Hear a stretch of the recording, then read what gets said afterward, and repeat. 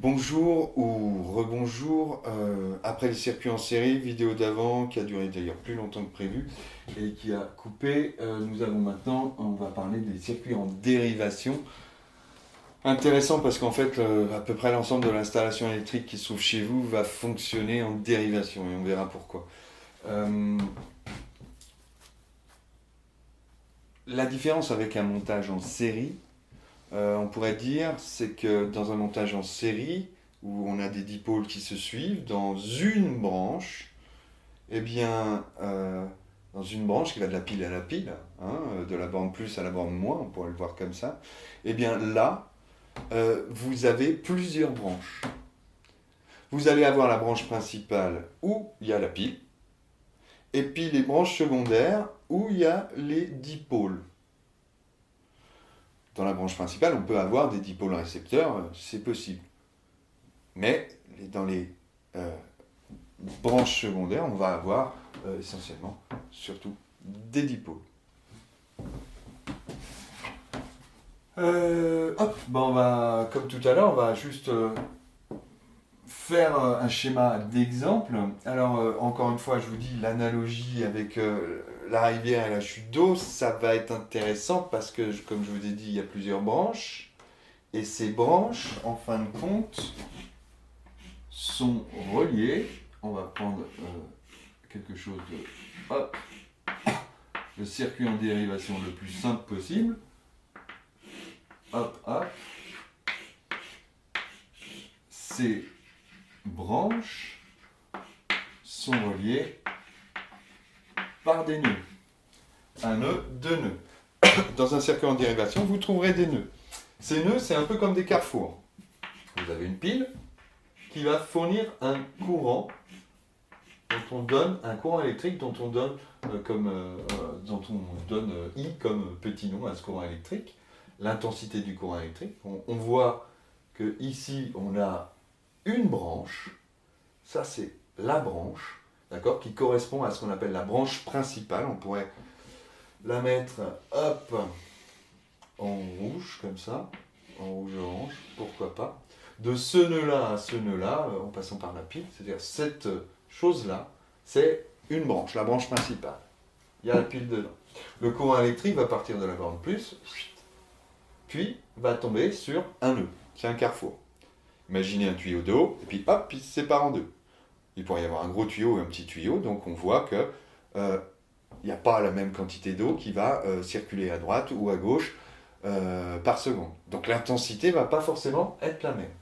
Ce qui fait que cette intensité du courant va être divisée en deux intensités du courant. Et là, on va les nommer I1 et I2. Ou I2 et I1. Bon, vous intervertissez, vous leur donnez le petit nom que vous voulez, mais souvent on prend la grande lettre ici, et on met un petit indice, on incrémente 1, 2, 3. Il peut y en avoir beaucoup plus. D'accord ? Et puis, si on considère que c'est comme de l'eau, hop, l'eau, elle va circuler, elle va circuler. Dans chaque branche, l'intensité du courant est la même partout. C'est comme dans le circuit en série. En circuit en série, on a une intensité du courant qui est identique à chaque point du circuit. Et bien, là, l'intensité du courant dans cette branche-là est la même partout. Ici, on aurait I, de la même manière. Et bien, dans cette branche-là, entre deux nœuds, on a une branche. Et bien, on a I1. Soit là, un peu plus loin, hop, pareil. Et puis pareil ici, on a I2 dans toute cette branche-là. On voit bien que si on suit le circuit, I1 et I2, hop, vont se rejoindre sur ce nœud-là.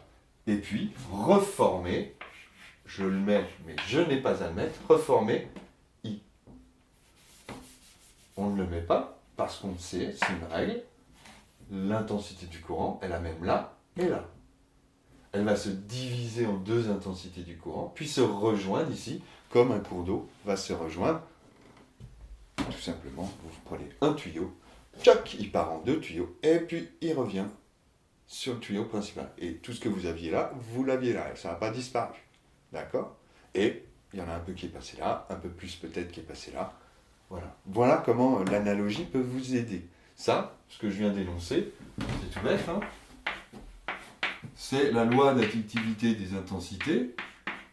celle qu'il faut apprendre, mais celle qu'on apprend quand même assez simplement. Dès que vous avez un carrefour, il y en a un peu qui parle là, un peu qui parle là. C'est une des 4 lois que vous avez à apprendre. Loi d'additivité des intensités. Deuxième loi qu'il y a à apprendre, et on va le voir pareil, on va reprendre cette histoire de flèche qu'on a fait un peu tout à l'heure. Cette histoire de flèche qui est ici, entre ces deux points-là, ce point-là et ce point-là, qui ne sont pas des nœuds. C'est 2 endroits dans le circuit. Je vous rappelle, dit précédemment, vous avez aux bornes d'un fil une tension toujours nulle. On est au même niveau, même hauteur. Donc, il n'y a pas de différence de hauteur. La tension est nulle. Par contre, aux bornes du générateur, celui qui va fournir le courant électrique, on a une certaine tension, UG par exemple. On pourrait, si vous voulez, on peut dire 3 volts. Pourquoi pas? On constate que cette tension, ces deux points-là, entre ces deux points-là, entre ces deux bornes-là, eh ben, c'est la même que la tension aux bornes, au niveau des nœuds. Aux bornes de cette ampoule-là, U1, si c'est la lampe 1, et si je peux même m'amuser à continuer, aux bornes de la lampe 2. Ça, c'est L2, ça, on va l'appeler L1. La tension au bord de la pile va être égale à la tension au bord de L1 et est égale à la tension au bord de L2.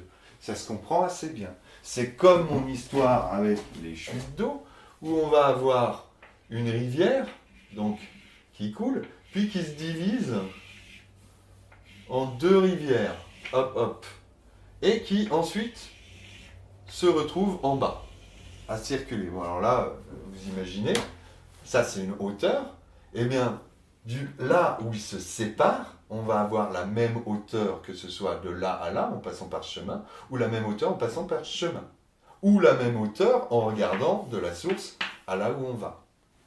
Eh bien, la hauteur, la tension au borne du générateur va être égale, ça se voit sur le dessin, à la hauteur, à la tension au borne de là, égale à la tension ici.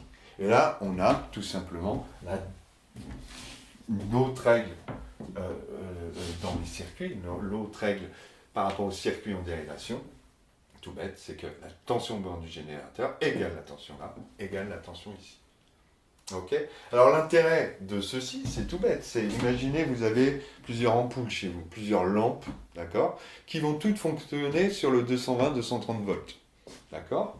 Et bien, sur 220 volts, le problème, on a vu tout à l'heure dans les circuits en série, si je mets dans un circuit en série, je vous le refais là, si je mets mon ampoule, la première, lampe, hop, alors, pardon, je fais le dessin, donc là ce sera plus une pile, hein, ce sera un générateur, on va dire ça comme ça, générateur, et on le note comme ça, le plus, et puis l'intensité du courant, tchac, qui part par là.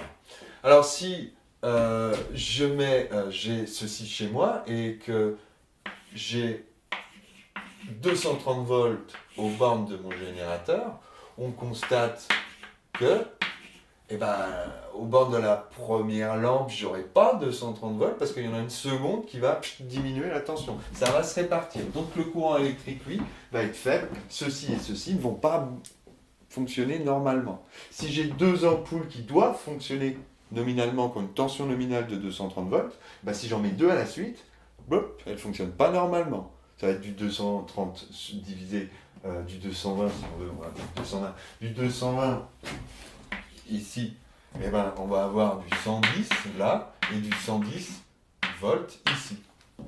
Donc ça ne va pas fonctionner correctement. Voilà. Alors il faudra avoir un générateur par ampoule. 230 volts, 220 volts sera amené sur une ampoule qui peut fonctionner sur 220 volts et hop, voilà. Mais ce n'est pas le cas, vous avez plein de lampes chez vous. Donc l'idée est plutôt de faire un circuit comme ceci. Vous mettez 230 volts, on va changer ça, tac. Alors, on met 220 volts ici. Alors, on reparlera 2 secondes du courant électrique chez vous. C'est pas tout à fait le même qu'avec des piles. On a 220 volts aux bornes du générateur. Et ben, on va avoir 220 volts aux bornes de la première lampe, 220 volts aux bornes de la première lampe, de la seconde, je veux dire. Et puis 220 volts aux bornes du grippin, 220 volts aux bornes de l'ordinateur, etc., etc. Ça permet, en fin de compte, de pouvoir brancher, chaque fois que vous avez une prise chez vous, eh bien, on a, ça ce serait, c'est des nœuds, en fait. Et on va brancher les choses, les deux fiches, eh bien, c'est les deux fiches qu'on met là. On va brancher votre appareil en dérivation pour avoir à ces bornes une tension de 220 volts qui correspond à la tension nominale, donc la tension qui permet que l'appareil fonctionne correctement. Alors bien entendu, ça crée quelque chose. C'est que plus vous allez mettre de dipôles récepteurs en dérivation, plus il va falloir du courant électrique. Parce que le courant électrique arrivant ici, à chaque fois, il se sépare. Et si vous en remettez, alors que je la mette là, une autre ampoule, je pourrais mettre une autre ampoule, tac, tac, hop, ici, mais vous voyez que je peux la brancher ici. Donc, pour mon dessin, ce sera plus joli de le mettre là. Mais si je rebranche en dérivation, donc le même genre d'ampoule, il lui faut, pour fonctionner, vu que la tension et l'intensité sont assez liées, il lui faut la bonne intensité. Pareil pour elle, pareil pour elle. Donc pour avoir la bonne intensité, ben, il faut que là, on lui fournisse la bonne intensité. Alors ce qui se passe si on a une pile et qu'on est dans le labo avec des petites lampes à incandescence, ce qui se passe c'est que votre pile elle va s'user plus vite. En fait l'énergie chimique à l'intérieur de la pile qui se transforme en énergie électrique, en fait va être sollicitée, on va en prendre, la réaction chimique à l'intérieur va se faire très rapidement jusqu'à ne plus pouvoir se faire parce qu'il n'y a plus les produits à l'intérieur pour que la réaction ait lieu. Et donc, voilà, ça va s'user plus vite. Mais par contre, vous allez avoir un effet qui correspond à vos attentes. Des ampoules qui éclairent correctement. Alors, dans la maison, c'est pas tout à fait pareil, on n'a pas des piles. On a l'électricité qui nous vient du fournisseur d'électricité classique. Chez nous, chez nous c'est EDF, mais maintenant il y en a d'autres. Et c'est juste que plus vous mettez de lampes, plus EDF va vous donner de l'énergie électrique, c'est-à-dire va vous donner un courant électrique de forte intensité. Pour que, hop, dans chacun des appareils, vous ayez la bonne intensité du courant qui va nous permettre de faire fonctionner notre lampe sur une tension, pardon, c'était marqué là tout à l'heure, sur une tension nominale, avec la bonne tension nominale et le bon courant électrique qui fait que ça fonctionne. D'accord ? Donc l'intérêt du circuit en dérivation, il est là, il est de faire fonctionner correctement toutes les lampes. Petit problème, c'est que ça consomme plus d'électricité. Ok. Dernière petite chose, j'efface, et je vais juste vous parler vite fait.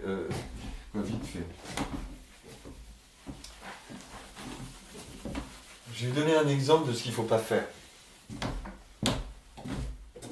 Juste parce qu'on m'a encore... Alors, ce qu'il ne faut pas faire, c'est faire n'importe quoi. En fait, quand vous êtes en labo, évitez de brancher tout avec n'importe quoi. Il faut réfléchir. D'où l'intérêt du schéma électrique qui nous permet de réfléchir. Alors, je vous fais un cas. Je vous montre volontairement. Je vais le mettre... hop. Hop. Hop. Et puis là, je vais vous mettre tiens, un moteur. Boum. Hop. Alors ça, faut pas le faire, d'accord c'est je vous le mets plus dans le même sens, mais ça va fonctionner pareil. On va avoir ici une tension qui va être égale à là, là et là. La tension au bord du moteur égale la tension au bord de la lampe, égale la tension au bord de l'interrupteur, et là ça devrait vous choquer si vous avez écouté tout à l'heure, égale à la tension au bord de la pile. Alors pourquoi ça choque d'avoir une tension au bord d'un interrupteur? C'est que je vous ai dit un interrupteur, c'est ouvert, ok, mais quand on le ferme, ça devient un fil. Et je vous ai dit, au bord d'un fil, la tension est toujours nulle. Donc déjà, là, il y a un petit souci. D'accord? Alors voilà ce qui se passe. Je vais dessiner, je vais vous dire un peu, on va dire que ça, la position, là, on est ouvert. Alors qu'est-ce qui se passe? Nous avons un courant électrique qui part par là, d'une certaine intensité, toc toc toc toc toc, il arrive ici, il se pose la question, alors ça se fait assez rapidement on va dire, il voit qu'il ne va pas pouvoir passer par là, donc il n'y va pas, parce que c'est tout bête, hein, la nature elle va toujours au plus facile et elle ne se prend pas, elle se dit pas tiens je vais aller visiter ce qui se passe, non non, on n'y va pas. Donc le courant électrique, tac, tac, tac, tac, tac, continue, et il retombe ici sur un nœud. Là, c'est pas vraiment un nœud, mais là, ça devient un nœud, où on a deux chemins possibles. Bah, ils sont possibles tous les deux, donc il y a un petit peu qui va partir par là, un petit peu de courant électrique qui va partir par là. Tac, tac, tac, tac, tac, on arrive de l'autre côté, deuxième nœud, et là, hop, ça se rassemble, et l'intensité du courant, on va se retrouver avec le même. Ici, pareil, on passe pas par là parce que c'est ouvert, le courant électrique ne peut pas passer, donc tac tac tac, on va là et on rejoint la borne moins du générateur. On va du plus au moins. Alors là, ça marche, ça fonctionne, ça fonctionne. Si on a une lampe de tension nominale 6 volts, un moteur de tension nominale 6 volts, et qu'on a un générateur qui fournit une tension de 6 volts, et ben hop, tout marche bien normalement. On a 6 volts là, 6 volts là, 6 volts là. 6 volts là aussi. Hein. Mais maintenant, si je ferme, si maintenant, hop, je ferme, que va faire le courant électrique? Il part de là, il arrive ici, il se dit par là-bas, j'ai quelque chose qui va me résister, c'est-à-dire je vais devoir faire fonctionner une lampe. Par là, je vais devoir faire fonctionner un moteur, ça va me demander ça va résister un peu à mon passage. On sert du passage du courant électrique pour faire fonctionner les choses, c'est un transfert d'énergie. L'énergie électrique va être transférée dans une énergie mécanique ou une énergie lumineuse et thermique. Thermique aussi pour le moteur. Par contre là, donc là, ça résiste, c'est difficile d'y aller, mais c'est faisable. Mais par contre, ici, on a un fil. Et le fil, on l'appelle souvent fil conducteur. C'est-à-dire un fil, c'est quelque chose qui ne résiste quasiment pas au passage du courant. Je dis quasiment, hein, parce que quand vous verrez plus tard, ça peut résister. Si vous avez un fil qui fait 50 km, il va résister comme une résistance, comme un appareil en tant que tel. Et donc, notre courant électrique, il ne va pas vouloir aller là-bas. Là-bas, c'est trop dur. Et ici, c'est ultra, ultra, ultra facile. Donc, il va partir par là, puis il va aller directement à la borne moins. C'est ce qu'on appelle un court-circuit. Ça, c'est le circuit long, mais il ne va pas le prendre, et il va passer par le circuit court. Court-circuit. Et le petit problème, c'est qu'on lui offre aucune résistance. Alors ça va s'emballer. Vu que c'est si facile, l'énergie chimique ici va être créée, va être transformée en énergie électrique. La réaction chimique à l'intérieur s'emballe, la pile se met à chauffer, parce qu'une réaction chimique, ça peut être exothermique, en l'occurrence c'est un peu exothermique ici. Donc la pile qui se met en branle va chauffer. Et puis vous avez un courant électrique qui va avoir une intensité de plus en plus forte, parce que la pile va envoyer de l'électricité de plus en plus, de plus en plus. Et donc dans le fil, vous avez un petit fil où passe énormément de courant, une grosse intensité du courant. Problématique, c'est encore une fois, ça frotte, il y a des échauffements, et le fil, c'est sûrement du cuivre, ou peut-être de l'aluminium, parce qu'on n'est pas bien riche. Quoique ça coûte cher l'aluminium, et 650 degrés Celsius à peu près pour fondre de l'aluminium. Donc c'est pas l'aluminium le problème c'est la gaine autour. Effectivement, la gaine autour du fil pose problème, parce que c'est du PVC, c'est du plastique, qui, je ne sais pas exactement à combien ça fond, mais ça fond à des températures, à mon avis 200 degrés, ça fond. Et après avoir bien fondu, ça peut s'enflammer aussi. Ce qui fait que même avec une pile, on peut mettre le feu à la maison si on fait un court-circuit et qu'on s'en soucie pas. J'ai eu l'expérience dans mon collège où l'interrupteur s'est mis à fondre parce que le fil dans l'interrupteur, vous savez, c'est des boîtiers où il y a des choses, c'est transparent, vous pouvez regarder, c'est des fils de petites sections, c'est-à-dire La section, c'est quand on coupe le fil. Il va de très petites sections, donc il y a peu de passage pour le courant, donc si vous en mettez beaucoup, ça chauffe très vite et automatiquement, ça va faire fondre la gaine qui, elle, est pas très résistante et très fine. Donc ça fond, ça crame, ça fume, c'est pas terrible et ça sent pas très bon. Les fils qui sont ici, c'est des plus gros fils, ça risque moins. Alors maintenant, ça c'est avec une pile, c'est dangereux avec une pile, on peut mettre le feu. Par contre, si vous êtes dans une installation électrique chez vous et que vous avez un court-circuit, il y a autre chose qui va se produire. C'est que là, c'est pas une pile qui va d'un coup tout donner, puis bon, complètement, il y a un moment donné, il n'y a plus d'énergie qui sort, hein, il n'y a plus d'énergie, il y a plus de courant électrique qui va être créé, parce qu'il n'y a plus de réaction possible. Elle va être vite, on dit vidée. Par contre, quand vous êtes chez vous, là, vous avez une centrale nucléaire, peut-être, ou à gaz ou à pétrole, qui est reliée à votre maison. On vous fournit toute l'énergie que vous voulez, suivant l'abonnement, mais toute l'énergie que vous voulez. Donc le petit problème, il va être tout simple, c'est que cette énergie, cette centrale nucléaire, si vous la mettez en court-circuit, elle va envoyer tout le courant, parce que c'est facile pour elle de passer, le courant électrique va être facile, du moins le passage du courant électrique va être très simple, et elle peut vous fournir tout, infiniment presque, et donc c'est un gros problème.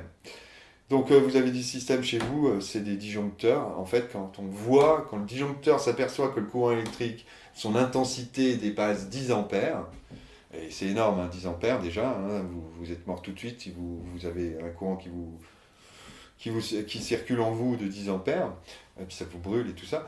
Et le disjoncteur, c'est un interrupteur qui est commandé, dès qu'il voit qu'il y a plus de 10 ampères, boum, il s'ouvre. Et ça permet de couper le courant. Donc un court-circuit, chez vous, vous êtes à peu près protégé. Mais des fois, si le disjoncteur il est mal fait, ou vous avez mis un plomb un peu trop grand, un plomb où le disjoncteur n'est pas adapté, c'est-à-dire que vous allez jusqu'à 20 ampères, il est possible que votre installation électrique grille. Parce qu'il y aura trop de courant qui va passer. Et votre installation électrique, c'est jusqu'à la prise. La prise peut fondre, et encore une fois, ça peut déclencher un incendie chez vous. Faites un peu attention. Donc voilà ce que... donc ça c'est un court-circuit. Voilà ce que je voulais dire à peu près sur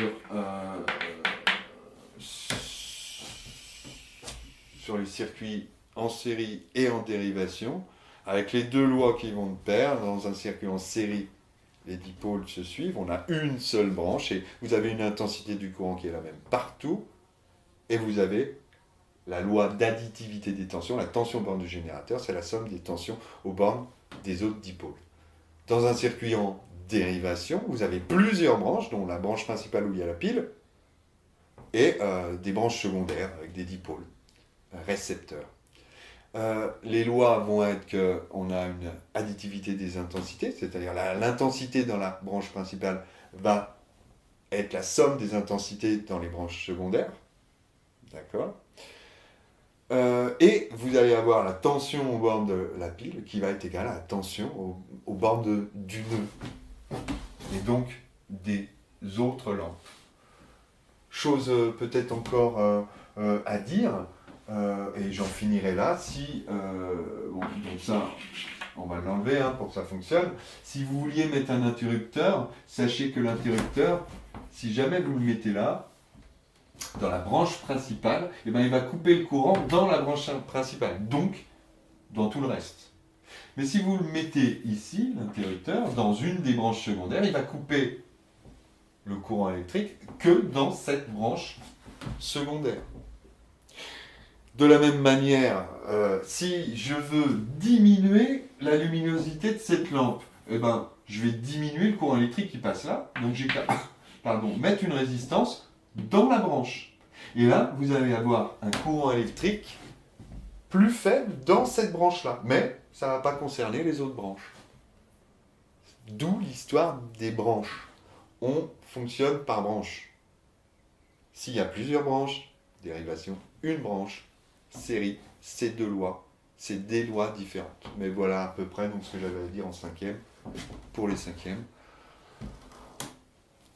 par rapport à ça. Peut-être qu'on fera des exercices plus tard, version 5e, 4e, mais voilà. Ok, merci et au boulot.